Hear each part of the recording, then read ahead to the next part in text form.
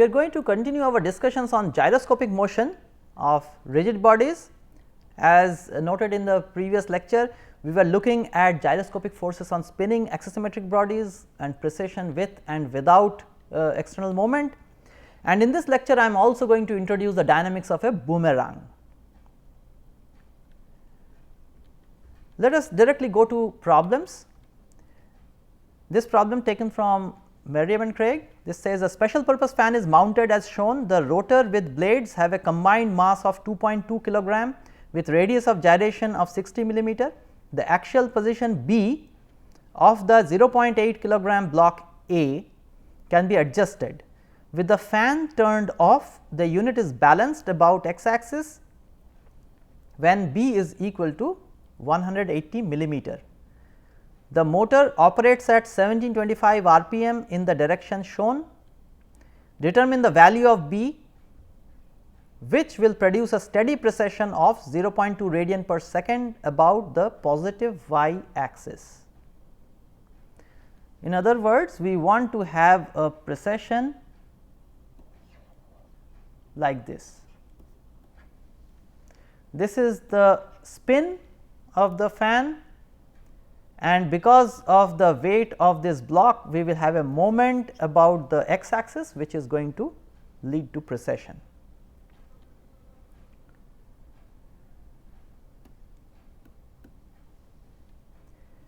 When B is 180 millimeter, the unit is balanced, means the center of mass is at O, then it will be balanced. Let us proceed with this calculation. We will use an approximate analysis in this case. We will assume that the spin of the fan is much higher than the precessional angular velocity, which it is. If you look at the spin angular velocity and the required precessional angular velocity, the spin is much higher than the precessional angular velocity. Therefore, the simplified expression of the angular momentum about that point O is moment of inertia about the axis of symmetry times the spin angular velocity, and it is in the direction of k cap. The whole angular momentum, remember, is now in the direction of k cap. This is consistent with the direction of rotation p. Okay. Now, the moment acting about O is equal to rate of change of angular momentum about O, the temporal rate of change, which is 0 because everything is constant. The only thing that remains is the frame derivatives, and that is angular velocity of the frame cross the angular momentum about O.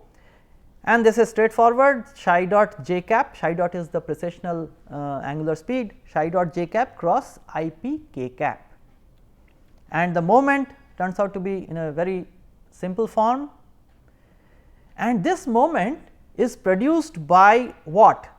By shifting the block A, by changing B. If B is 180 millimeter, then there will be no precession because no external moment acts. Therefore, I must change the position of the block A in order to produce this moment. And what will be the moment? This is the shift in the position of the block, because with B equal to 180 millimeter, we have exact balance. If I shift that much is the moment on, and this is the weight of the block that is going to produce the moment, and therefore, this is the expression of moment, and from here I can calculate delta B. On simplification, I get this to be 36 millimeter, 36.4 millimeter, and B was initially at 180 millimeter. Therefore, if I have to add this shift, this I must add, therefore 216.4 millimeter, that will produce this precession. Just to give you a geometric picture of this, this was the angular momentum vector, almost, because psi dot is considered to be negligible. So, this is the net angular momentum. If I produce a moment which is along the positive x, so this is something like a moment vector which I am producing. Then as per our equation of motion, h naught dot is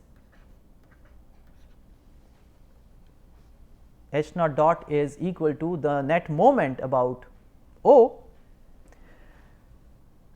which tells me that the change in the angular momentum about O occurs in the direction of the applied moment. What is the direction of applied moment? This is the direction of applied moment.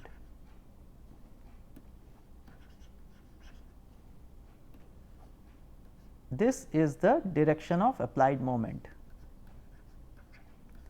Therefore, the angular momentum must change in this direction. In other words, the angular momentum should shift in this direction, it should rotate in this direction. Let me draw it in the color that I have been using.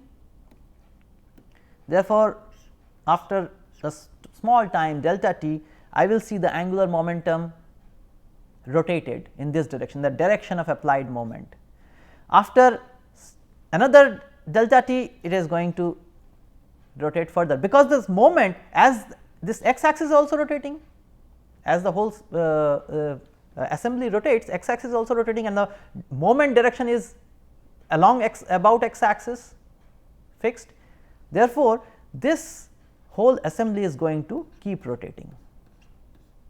So, this should give you a geometric idea why providing this moment about x axis, about the x axis which is rotating with the assembly, why providing a moment about this x axis continuously rotates the angular momentum vector.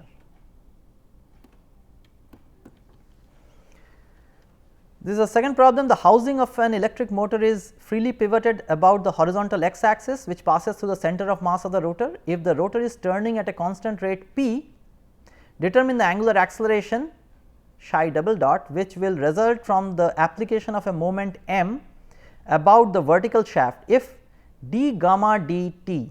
Now, gamma is this angle which is shown here, is the elevation angle of the axis. D gamma dt is equal to d psi dt is equal to 0 at this instant. The mass of the frame and housing is considered negligible compared to the mass m of the rotor. Take the radius of gyration of the rotor about z axis to be kz and about the x and y axis to be k. This is also a problem from the book of Merriam and Craig. I will use this x y z coordinate system which is fixed to the housing, not to the rotor, but in this x y z frame, the way it has been defined and we have been defining like this, the moment of inertia tensor is constant, moment of inertia tensor of the rotor is constant. The spin angular velocity p k cap, the omega p, so that is basically because of psi, the change in the precession. So, this is precessional angular velocity because of psi dot, because of psi dot. Suppose there is psi dot, initially actually psi dot is given to be 0, but we will first work through and then we will put psi dot as 0. Now, there is this, you can define this nutational angular velocity gamma dot, the rate of change of gamma, that means this inclination of the axis of symmetry. So, that is gamma dot, the rate of change of inclination of the axis of symmetry. Now, we will put all these things in the angular velocity. First, the frame angular velocity. Frame angular velocity is because of precession and nutation, as we have noted, and the net angular velocity of the rotor is the frame angular velocity plus the spin angular velocity. Therefore, we have the net angular velocity of the rotor. Now, the moment of inertia tensor for this rotor, as we are provided with the radius of gyration kz and k, about the axis of symmetry is kz and about the other two axes is k. This is an axisymmetric rotor. We have the moment of inertia tensor, the other entries are all 0. the angular momentum about g therefore turns out to be this. This is the product of angular moment of inertia tensor and the angular velocity. So, this is the angular momentum about the center of mass of the rotor. Now, rate of change of angular momentum at time t equal to 0 plus. Now, this moment has been applied at time t equal to 0 plus and it has not yet generated any psi dot or generated any gamma dot. Therefore, I find this rate of change of h g following our prescription of course, when gamma dot and psi dot are 0 and this is only at t equal to 0 plus just after the moment is applied. So, this analysis beyond this is valid only at time 0 plus.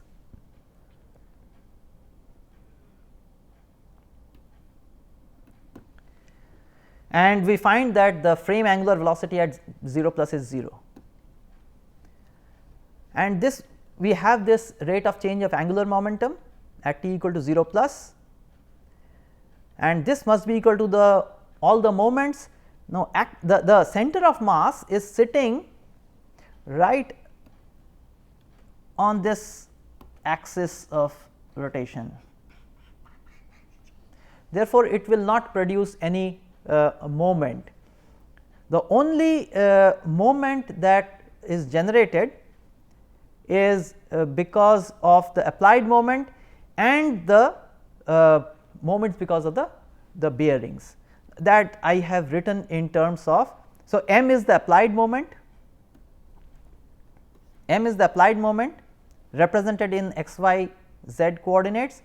Mx is the moment because of the bearings. So, this is mx,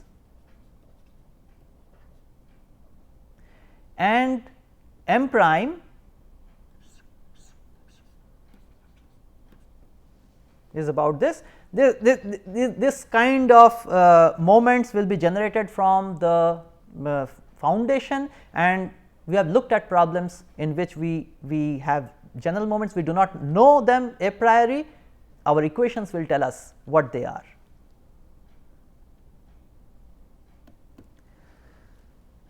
And if I look at the components, I immediately find that moment about x must be 0. This analysis again I mention is at t equal to 0 plus. If gamma starts changing or the assembly starts rotating, then the analysis changes. This is just after the moment m has been applied. First equation, the x I cap equation tells me that moment about x is 0. The second equation gives me, second and third equations give me these two relations. I have three unknowns: moment about x, psi double dot and m prime, and I have three equations, therefore I can solve, and if I solve I get the angular acceleration about that vertical axis just after the moment capital M is applied. Please remember again, this is valid only at time t equal to 0 plus. As soon as the assembly starts to rotate, gamma starts to change, then the analysis changes.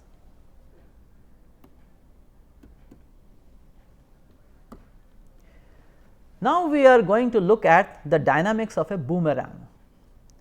What are boomerangs? Many of you have seen, most of you have seen I think, or you know about it. They are aerodynamically designed tools that returns to the thrower, and these were typically used by the Australians, aborigines, during hunting.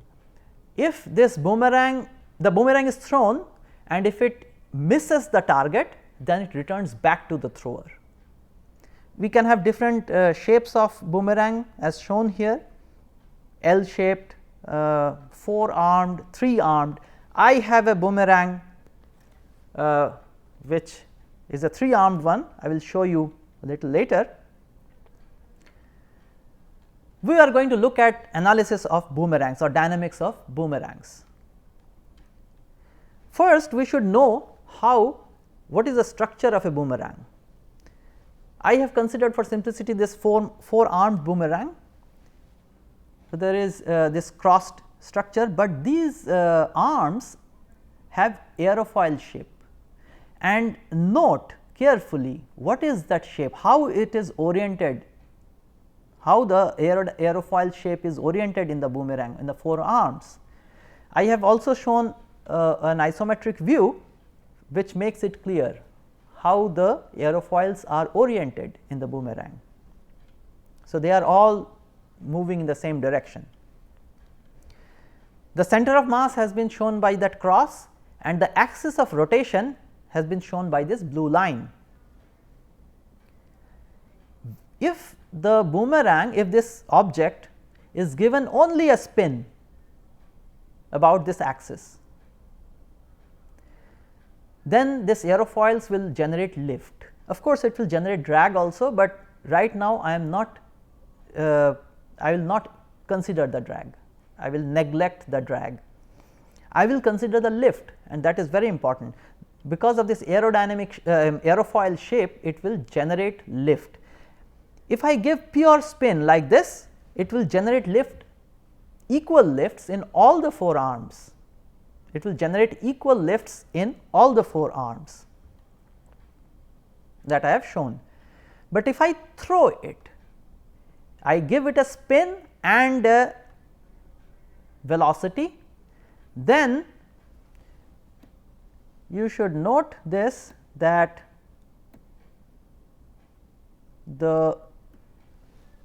this arm will have a greater velocity, because it is generating velocity because of spin plus v. Therefore, this will have a greater velocity, this will have a smaller velocity, this will have a smaller velocity. Therefore, this is going to generate lower lift. The arm which is at the top in this configuration will generate a higher lift, the arm which is vertically at the bottom will generate a lower lift, because of the combination of the spin and the throw velocity, right. So, because of spin they generate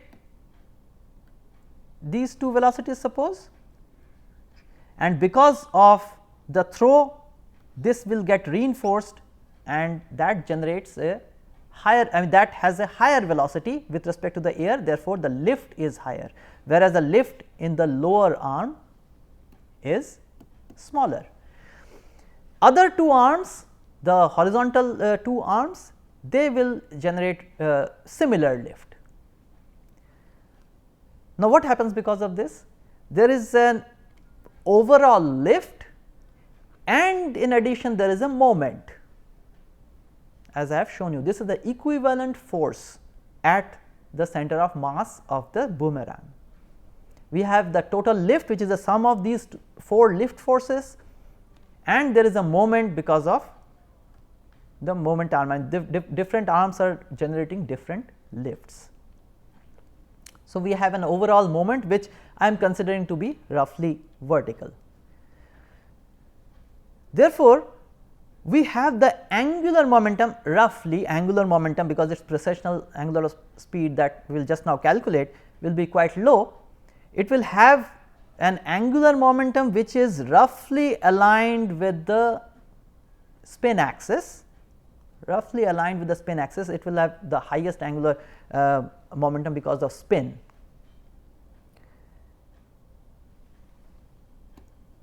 Right. Now, we then look at the effect of this moment. What does this moment, because of difference in lifts in the 4 arms, what is the effect of this moment? The effect of this moment, so the angular momentum must change in the direction of the applied moment. Therefore, after some time this angular momentum must point in a direction like this, because the moment is acting in this direction, moment is acting in this direction. Therefore, angular momentum must change in that direction. As that happens, this boomerang is going to change its course, it is going to change its direction and it is going to follow, rather than a straight path, it is going to follow a curved path with a certain radius of curvature, and this is the precessional angular velocity of the boomerang. Because of this moment, the angular momentum is going to rotate, and this is going to keep rotating because the face of the boomerang is going to keep rotating, and the moment is fixed to the boomerang. The moment is fixed to the boomerang. To analyze this dynamics, let us make some simplifications.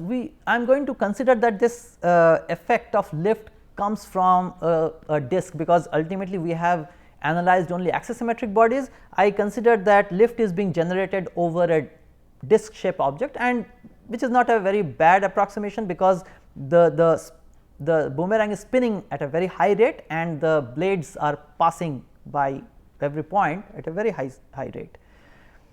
I consider a small element as I have shown, and I will calculate the lift because of that.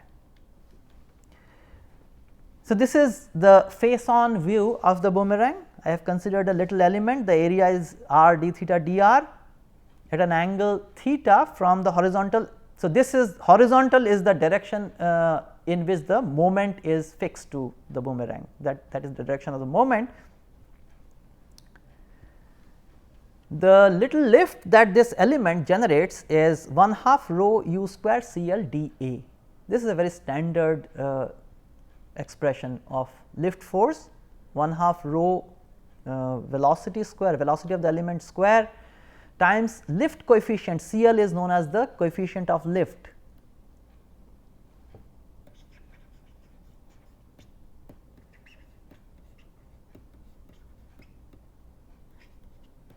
C L is known as the coefficient of lift, and this force that you get, actually this force is per unit area. This is how the coefficient of lift is defined. Therefore, multiplying it with the small area of that element, I will get the little lift force from that element. What is the velocity?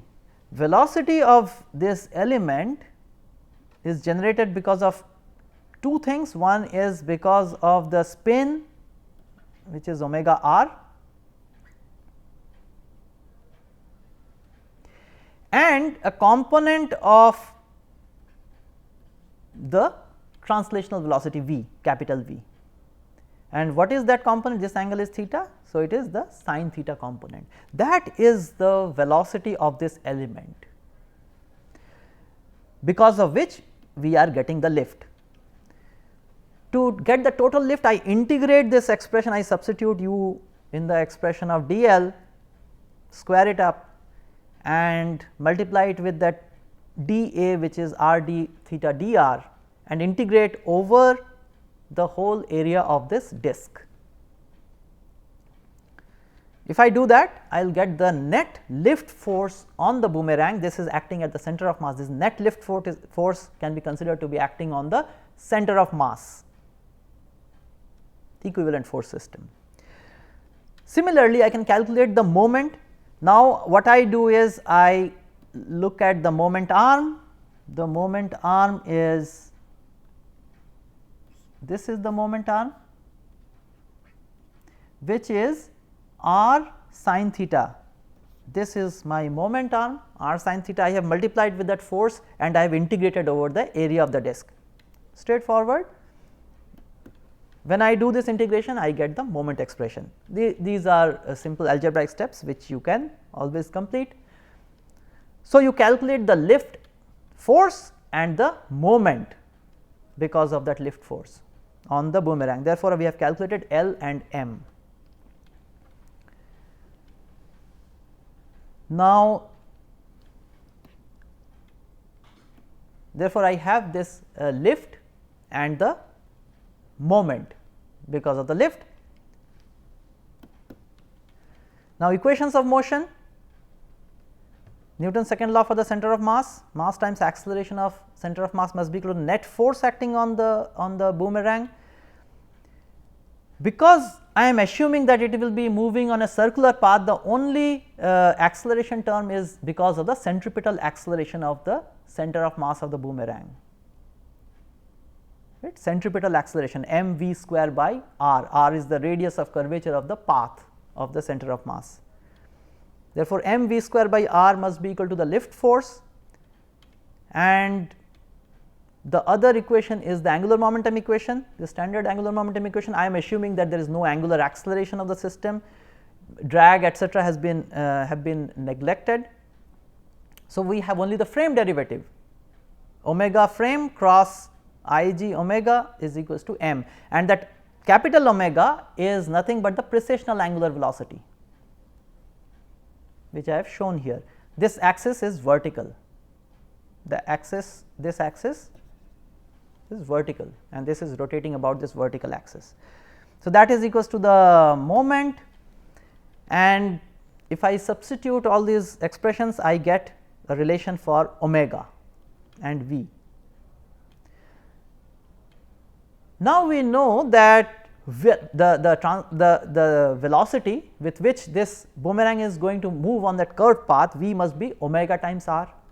When I do that, I can calculate the expression of r, the radius of curvature of the path, in terms of the parameters of the system, the moment of inertia about the axis of symmetry I g, CL is the lift coefficient which you can find out for the aerodynamic or aerofoil shape of the arms of the boomerang, and rho is here the density of air, and A is the radius of the boomerang. So, we have these three equations which give me velocity, velocities of course, I have thrown it with a certain velocity capital V, it gives me the precessional angular speed and the radius of curvature, and from equations 1 and 3 I can calculate a relation between the spin angular velocity and the velocity of throw. Now, this is where the art of throwing boomerangs come in. When you throw a boomerang, you have to give an appropriate spin and a velocity, so that this analysis or this is the way we understand the dynamics of the boomerang, the way we understand the dynamics of the boomerang, that is satisfied, and it will then follow the path that we have calculated. So, this gives us a relation between the throwing speed and the angular velocity. Now, before I end, I want to show you this boomerang. This is a 3-armed boomerang. I will maybe I will make the screen white. So, here